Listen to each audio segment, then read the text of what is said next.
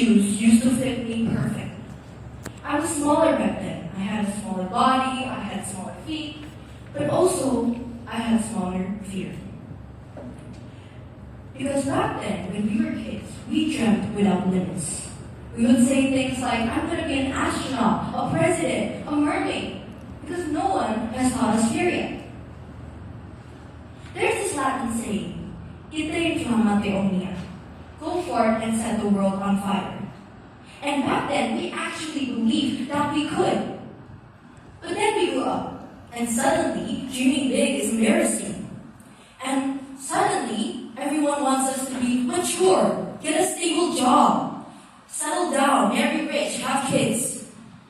And so we learned to just shut up about our dreams, and because they're too big, too unrealistic. We stopped dreaming not because we became incapable, but because we were taught to fear it. Good morning, judges, committee, and friends. My name is Asia. Yes, A-S-I-A, Asia, like the continent. My parents named me after something so large, which is so ironic because for years my dreams have only become smaller and smaller. At the ripe age of 12, I knew that I wanted to be a lawyer. But every time I said it out loud, someone just had something to say.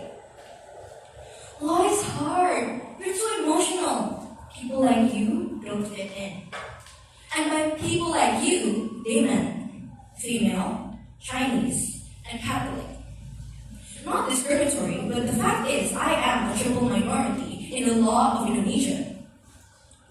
So, after hearing that enough times, as much as I argued with them, saying that it didn't matter and I would still be a great lawyer one day, eventually I started shrinking myself. I stopped talking about my dreams. I stopped trying. And that's what fear does to you. It'll whisper behind your ears saying, don't aim too high, you'll just embarrass yourself. And a fear is accumulation of giving up opportunities before you even try, saying that maybe later is a safer option. But then later becomes never. And that's what terrifies me the most. Not failure, but regret. Because I think the saddest people in this world are not those who have failed, but are those who wake up one day realizing that they could have done more. What if one random Tuesday, when you're 67 years old, you realize that your life has been controlled by regret?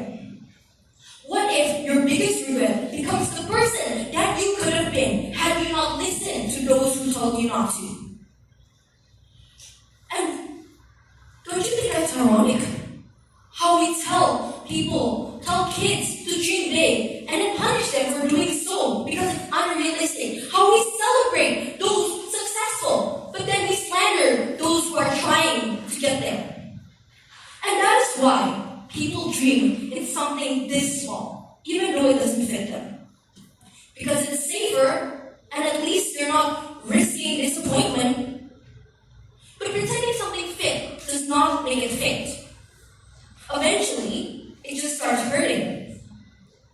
And maybe that's what the courage to dream bigger actually is. Realizing that you were meant for greater things, that you were meant to grow. And sure, it may seem uncomfortable first, but courage is choosing it anyways. Realizing that your dreams deserve bigger space than your fear. So dream bigger. Even if people laugh, and even if fear follows you the entire way. Because I would rather fail trying to set the world on fire than live my entire life scared of getting burned. Ite inflamma te omnia. Thank you.